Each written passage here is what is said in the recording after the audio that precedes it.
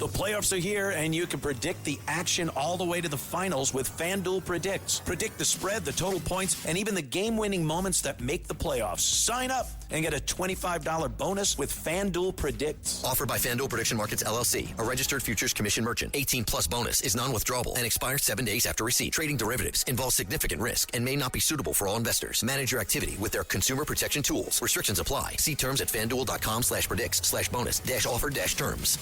Listen, all you New Yorkers. Taxi. Okay, man, we're looking around. This is the 77 WABC minicast. So, look, I am not for firing people, even comedians that make really, really bad jokes that obviously weren't meant to be funny. But Jimmy Kimmel, I'm not going to say I'm going to make an exception, but I can understand why now he's a distant third place on ABC. He's just so insufferable, so pious, and so, not funny. I don't know how he keeps a job, quite frankly. And on Friday night, he did a fake White House Correspondents' Dinner where he was the comedian because he was upset that no comedians were going to be there to roast Trump, even though we had Oz, the mentalist, who is the most incredible entertainer that I have ever seen. And I'm not exaggerating on that. This guy can basically read your mind. And one time when I was on Fox and Friends during the commercial, he was the guest. And he's like, "Oh, Joe, I watch you, love you, I go, "Oz, I don't know how you do it." He goes, "Well, let's try this out on you." I said, "All right, great." He says, "Go into your phone and scroll through all your contacts. Don't show me the phone. Scroll through the phone." And he goes, "Just stop on any name right now." Great. I stop on it. It's some random producer that contacts me maybe once every couple of months for a show I'm not on very often. And then he was able to guess the exact name of the person that I had scrolled through something like 650 contacts on my phone. And it was like a unique name too. It wasn't like John, So I'm like, this is incredible. And he can do this where he can get the pin for your ATM, who your first crush was. NFL teams hire him just as some entertainment between practices, just to, team bonding kind of thing, right? So Oz would have been an incredible host of the White House Correspondents' Dinner, and he may still be, considering that Trump wants us to continue in about 30 days, and we'll get to that in a moment. So Kimmel's all mad that a comedian's not going to be there like him. He considers himself to be a comedian, not the activist that he is. He would like him or a Colbert or Seth Meyers, that sort of person, just go there and just go off on Trump for 45 minutes straight. The same Jimmy Kimmel, who has not told one joke about his soulmate, Eric Swalwell, who is now accused by multiple women of outright rape and had to drop out of the California governor's race, also is no longer a congressman. Swalwell announced on Kimmel's show that he was running for governor. And obviously, those two are tight, because why else would you do it on a place like that? And Kimmel couldn't be any happier to help his friend. And now, well, I guess Kimmel's line of humor is to not ever, ever attack a Democrat, even once. And he hasn't had a Republican on his show not named Liz Cheney in years. But, that's comedy for Jimmy Kimmel, only attacking one side. Anyway, the reason why I say this, Kimmel tells a joke on Friday night as the fake White House Correspondents' Dinner MC. And he says that to Melania Trump, and they show a video of Melania as if she's watching him. She says, "Oh, Melania's here, so beautiful. You have the glow of an expectant widow."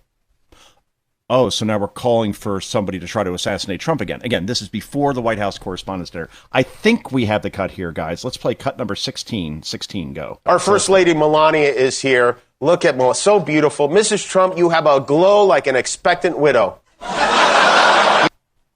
And you hear all the laughter after that? Oh, that's funny. Why is she an expectant widow? I wonder. Trump is working harder than anybody on the planet right now. Seems to have plenty of energy, seems to be in very good health. Why else would you say something like that unless, you're basically calling on the maniacs out there in a dog whistle to try to take out Trump again? And sure enough, at the White House Correspondents' Dinner at the Washington Hilton, I went a couple of years ago, somehow a gunman, crazed lunatic, had a rifle, had a handgun, had knives on him.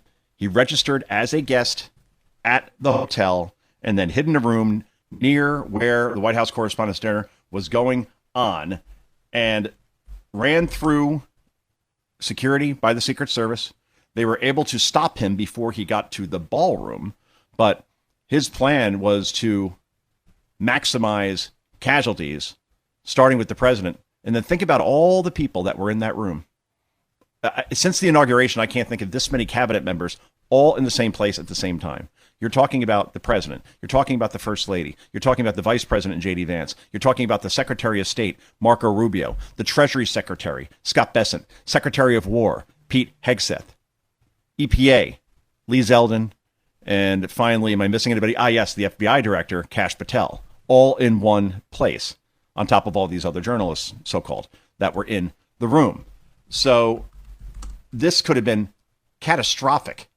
And the guy's name is Cole Thomas Allen, facing life in prison, facing 3 counts for attempted shooting spree at the White House Correspondents' Dinner. Also charges an attempt to assassinate the president. So yeah, he's gone for life, you would hope. Then again, John Hinckley's out, and he tried to kill Reagan. Guess where? At the Washington Hilton. Bad karma around that place. So Kimmel says this as far as Melania Trump is concerned. And remember, this is the same Kimmel that a couple of years ago decided to mock the accent of Melania Trump when she was first lady during Trump's first term. I'm not big on going after first ladies, while they're first lady. Like Michelle Obama now has an absolutely unlistenable podcast now, so it's fair game to criticize the podcast. But when she was in office, all the stuff about Michelle being Michael and she's actually a man, I never liked that stuff. I never liked it when they went after Laura Bush. It's beneath, I would think, most people with some sort of dignity. The president, fine, that's part of the contract. Any politician, but the first lady, leave them alone. But Kimmel has this weird thing with Melania Trump because he has such TDS that it extends over to her. So Melania now has responded, as she should, by the way, calling on Kimmel to be fired. And I would hope that maybe not fired. I'm not saying, I don't think he should be on the air, just based on the numbers alone. Being a distant third, where every night his show costs something like almost $1 million to produce. Think about this. It's a guy at a desk talking to a guest sitting next to him, basically, outside of the monologue. That's basically the show. Why does that cost $1 million? Why does Jimmy Kimmel need 150 staffers? And just like Colbert loses $40 million a year, why, if you're ABC and Disney, you put up with this? The return on investment's horrible. The PR is horrible. When he says things like this, you have the glow of an expectant widow. Again, I'm trying to find the humor here. And the only thing is, I guess, is that he wants Trump dead.